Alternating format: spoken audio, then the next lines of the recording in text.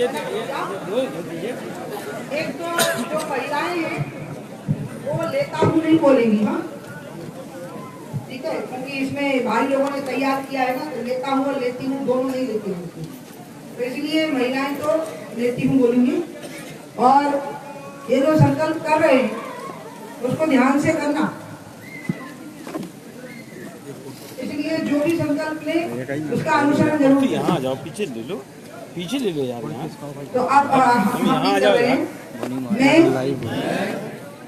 मन कर्म एवं वचन से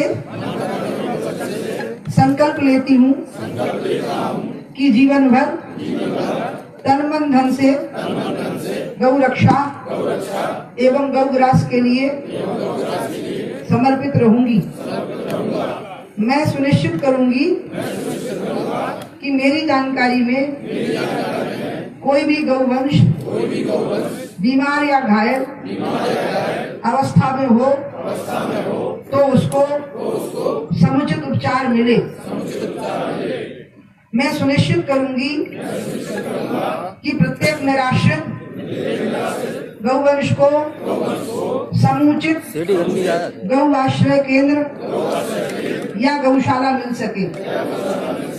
मैं जीवन भर प्रयास करूंगी कि जहां तक उपलब्ध एवं संभव हो गौ आधारित द्रव्य पदार्थों एवं कृषि उत्पादों का सेवन करूं। मैं जीवन भर गौ सेवा के पुनीत कार्य हेतु अपने परिवार, सगे संबंधियों एवं निजी मित्रों को प्रेरित करती रहूंगी। उमा भारती।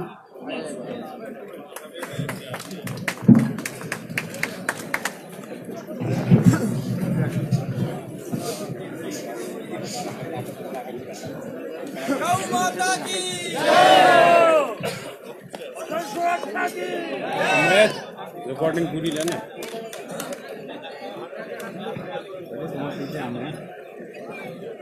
नहीं आता स्टैंड और बड़ा कर लो।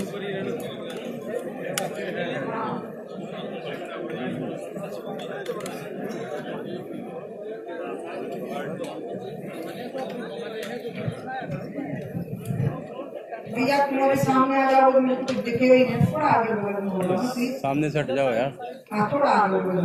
यहाँ पर उपस्थित हमारे आदरणीय श्री चौहान साहब, किसान संघ के प्रांतीय अध्यक्ष, हमारे श्याम जी गौ सेवक, तथा आज के कार्यक्रम के हमारे मुख्य अतिथिगण जिसमें कि हमारे मेयर, हमारे विधायक श्री रवि शर्मा जी, राजीव पारीछा जी, जवाहर राजपूत जी, आचार्य अविनाश जी, श्री यमुना कुशवाहा जी, प्रदीप सरावगी जी, तथा यहाँ पर उपस्थित यहाँ के जिलाधिकारी श्री शिव अवस्थी जी, यहाँ के सीडीओ निखिल जी, मेयर का नाम ले लिया ना, हाँ, हमारे मेयर श्री रामतीर्थ सिंघल जी, तथा यहाँ पर उपस्थित सभी सम्माननीय अतिथिगण, मीडिया के बंधुओं, बहनों एवं भाइयों, आज की ये जो कार्यशाला और कार्यक्रम है ये तो सपनों का सच्चाई में बदलने के जैसा है। ये कार्यक्रम तो ऐसे लग रहा है जैसे कोई सपना पूरा हो रहा हो, क्योंकि जब ये समस्या आई कि गौ एक समस्या बन गई, गौवंश एक समस्या बन गया है, तो कैसे इसका रास्ता निकले मैं हमेशा सोचती थी। श्याम जी से कई बार बात होती थी, लेकिन श्याम जी जो कहते थे उसको करते नहीं बनता था। प्रिंस भी मिलते थे, सकरार पर रोक लेते थे, गौशाला दिखाते थे, लेकिन हम उसमें कैसे इंटरवेंशन करें। या हमारे जो तिवारी जी हैं जो गौ बीमार गौ को उठाते और इलाज करवाते हैं, ऐसे लोग स्वयं तो अपने प्रयासों से कर रहे थे, लेकिन हम उसमें कैसे दखल दें, हम कैसे उसमें अपनी काम की उपस्थिति दर्ज करा सकें। भैया ऐसे तुम्हारे पता हमें लग रहा हम तुम्हें कुछ बना रहे हैं, आपको दिक्कत आ रही है, तुम्हें तुरंत हो जाओ, दिखाओ तो सही, कोई नहीं दिख रहा ना, पूरा मेरे को साथ इसमें बैठ जाओ, नहीं हो रही इसमें बैठ जाओ। हाँ पता हो समझदार। अभी श्याम जी ने 3 बातें बहुत 3 वाक्य बोले थे।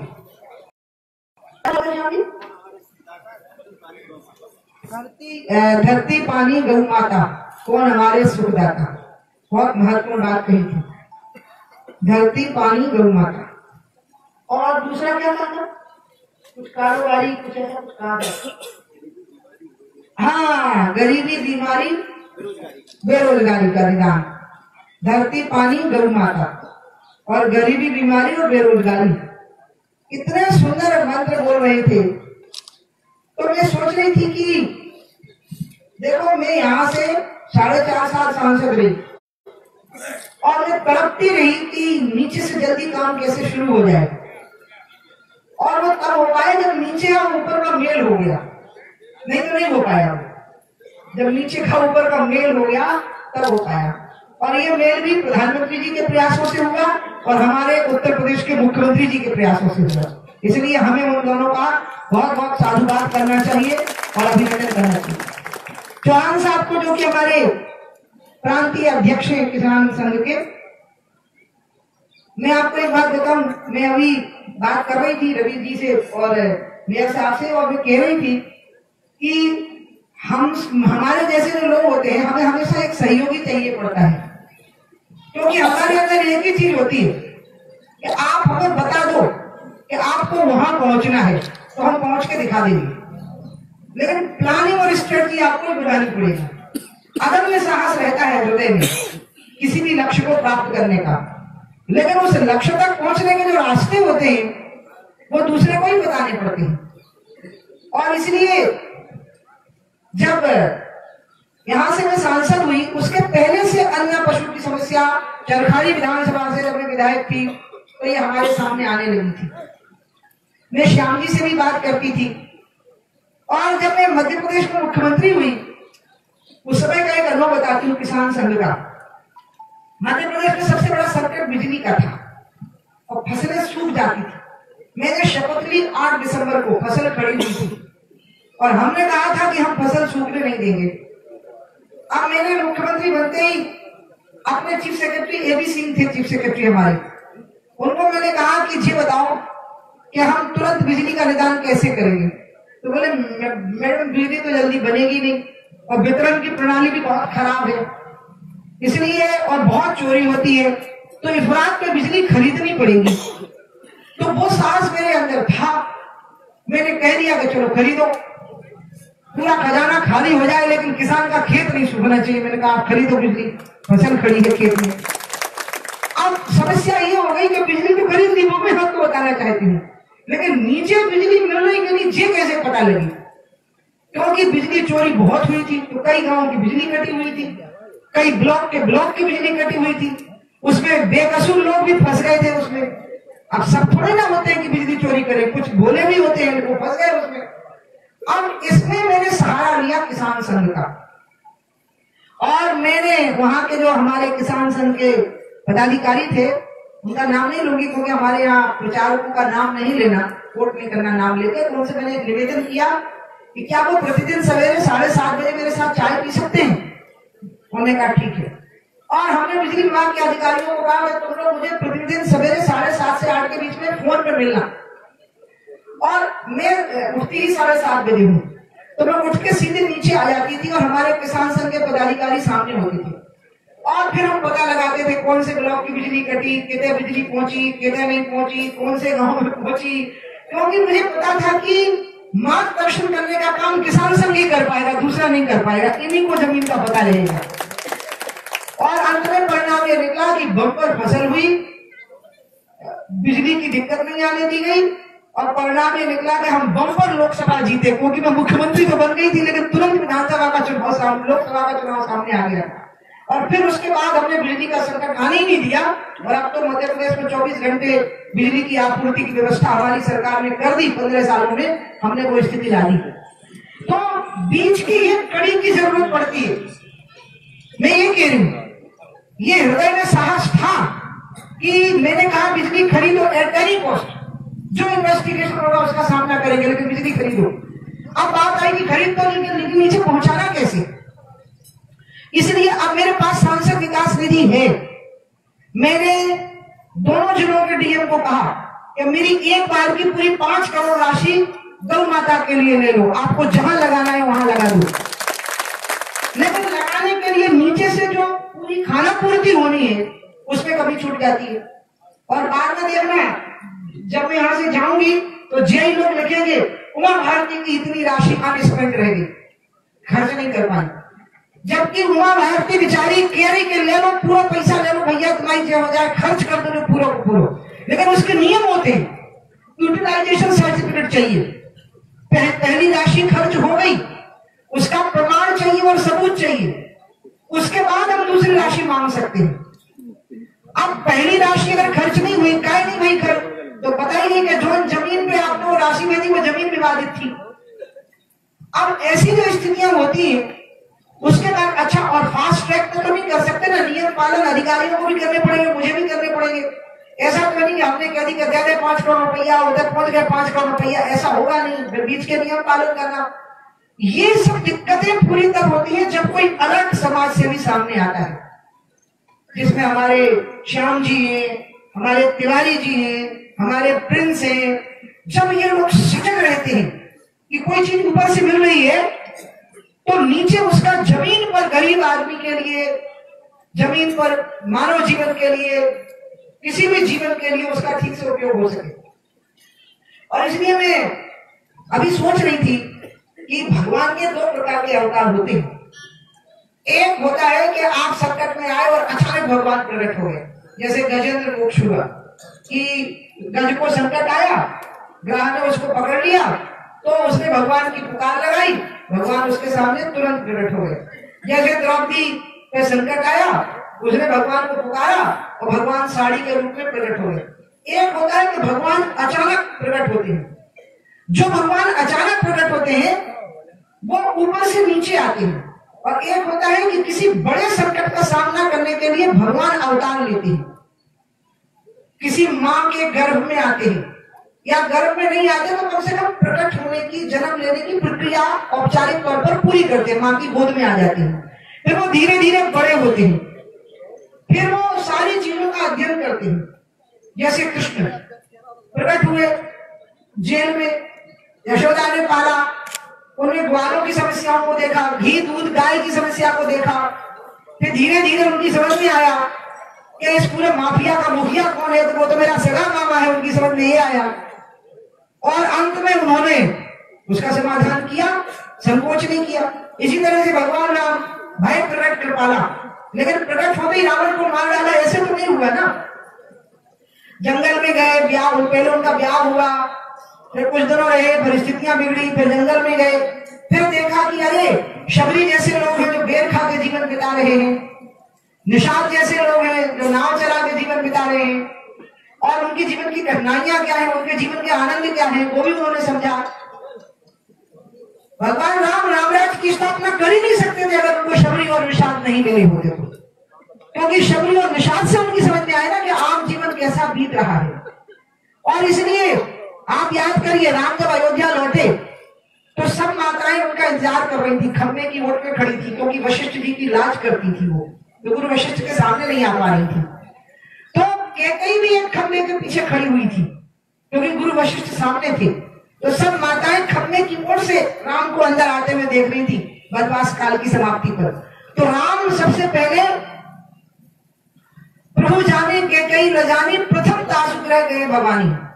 राम पहले कैकेयी के घर में गए और कैकेयी को खंभे की ओर से निकाल करके उसके चरण छू के उसके हृदय पे अपना सिर रख दिया, क्योंकि राम ने कैकेयी को ये कहा कि आपसे ही तो मुझे सीखने को मिला, अगर आपने 14 साल का वनवास मुझे नहीं दिया होता तो जो आम जीवन की कठिनाइयां हैं तो मुझे देखने को कहां मिलती।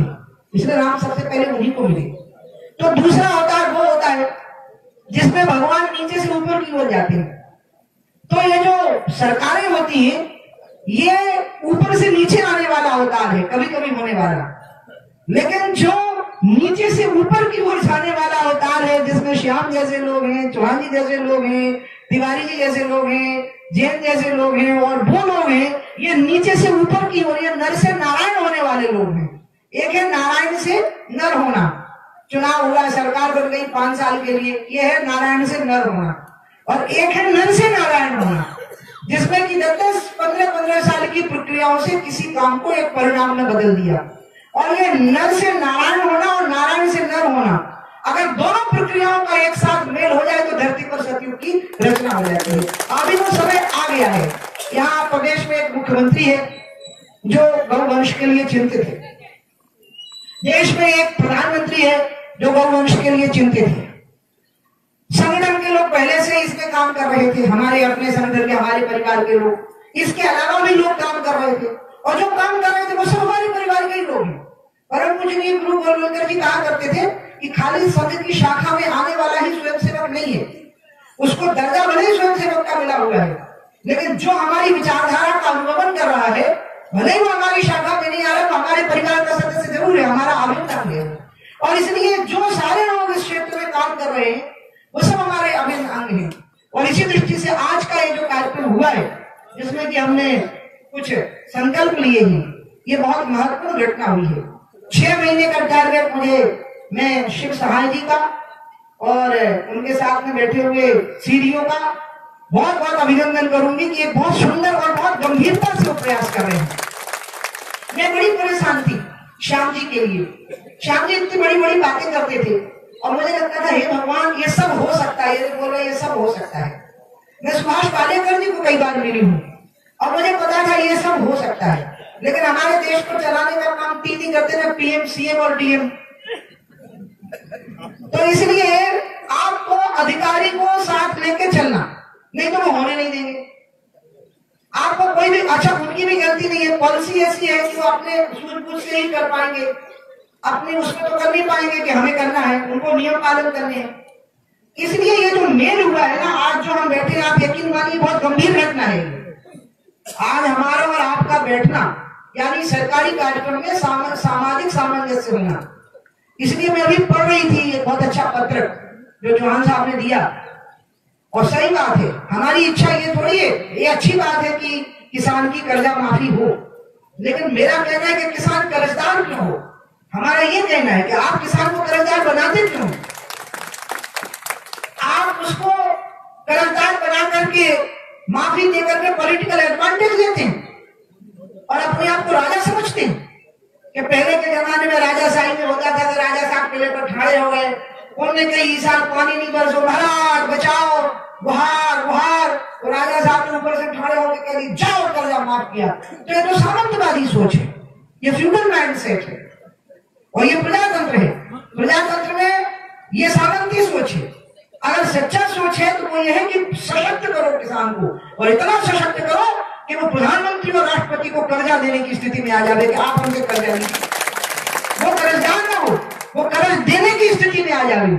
इसके लिए उसका सशक्तिकरण करना, और उसी के लिए धरती, पानी, गौ माता, ये 3 मंत्र जो श्याम जी सुना रहे थे।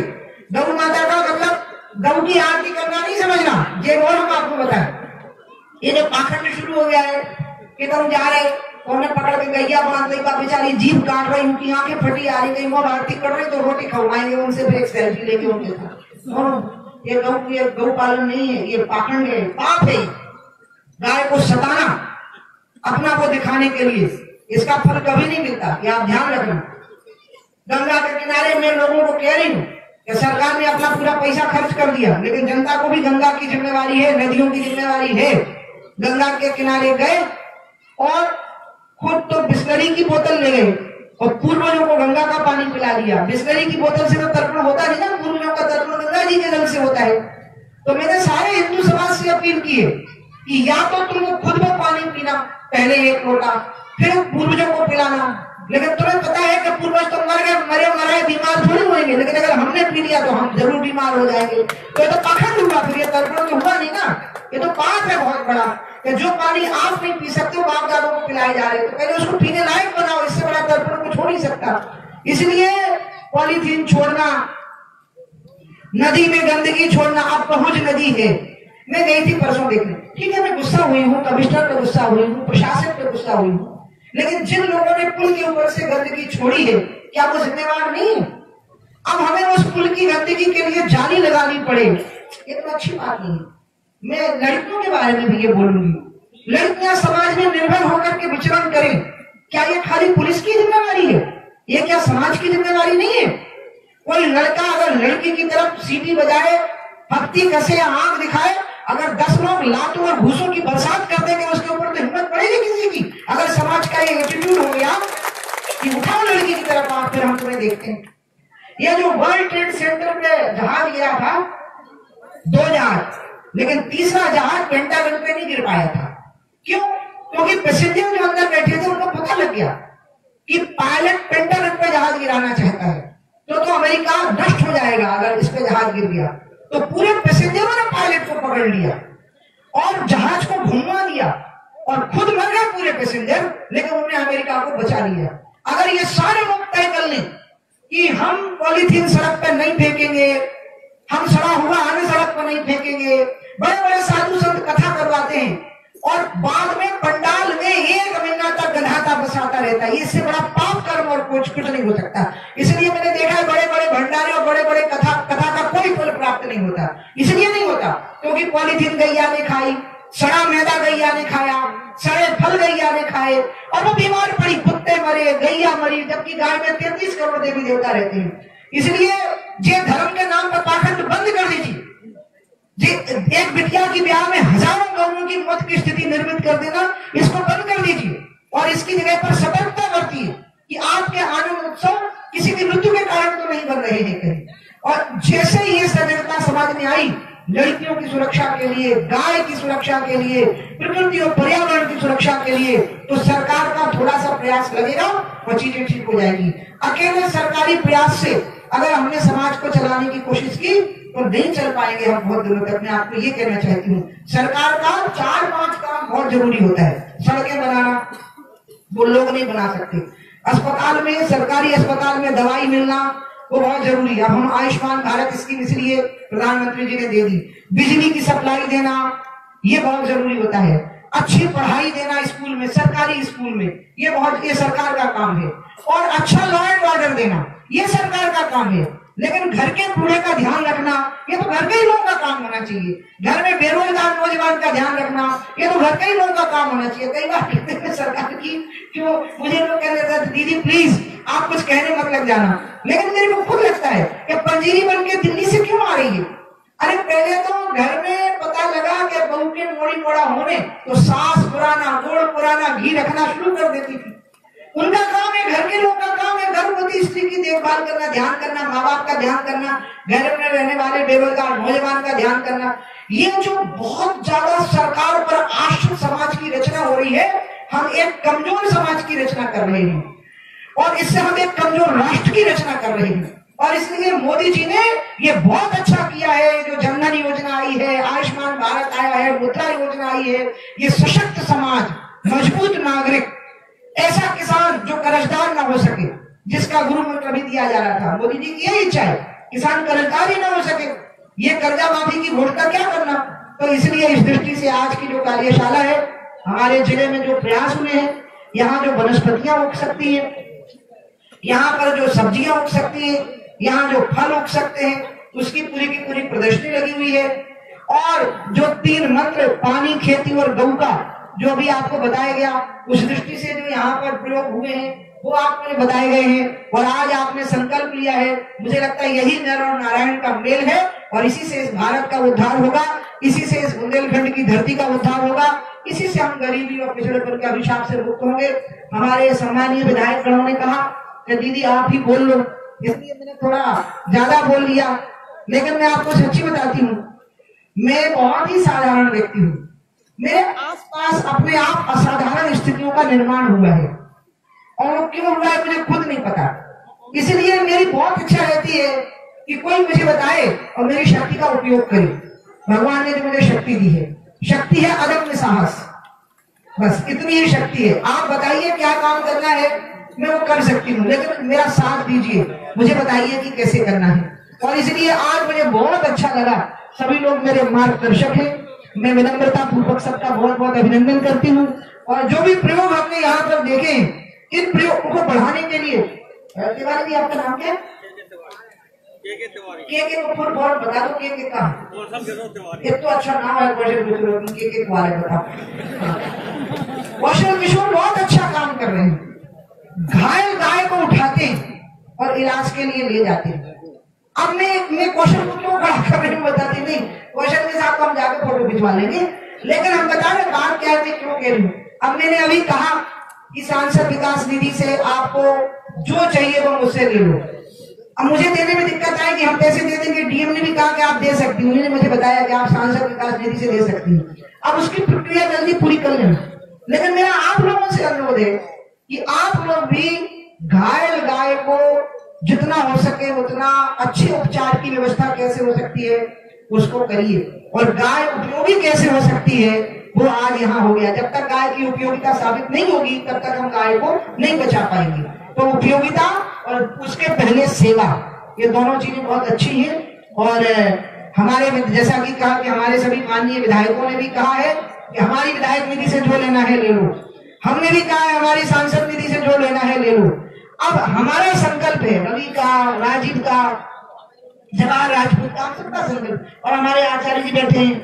अब करना आपको है कि बताना है कि यहाँ दे दीजिए, और वहां पहुंच जाए, समय पर लग जाए, ये रास्ता इनको बताना है। जहाँ बैठे हैं डीएम बैठे हैं, सीडीओ बैठे हैं, ऐसे सब त्रिगुणात्मिका शक्ति का मेल हो जाए तो ये काम ठीक से हो जाए। बस इन्हीं शब्दों के साथ मैं अपनी बात समाप्त करती हूँ, और एक हाथ में उठवाऊंगी कि हम बुंदेलखंड की धरती पर गौ माता को बोझ नहीं बनने देंगे, बल्कि गौ माता हमारा आधार बनेगी, आर्थिक आधार। हम चाहते अभी नहीं आर्थिक आधार बनेगी हमारी गौ माता। ये हम संकल्प लेंगे कि गौ हम पर बोझ नहीं बनेगी बल्कि हमारा सहारा बनेगी। जरा उठाइए हाथ, बोलिए गौ माता की, धरती माता की, भारत माता की। इसी के साथ मैं अपनी बात समाप्त करती हूँ।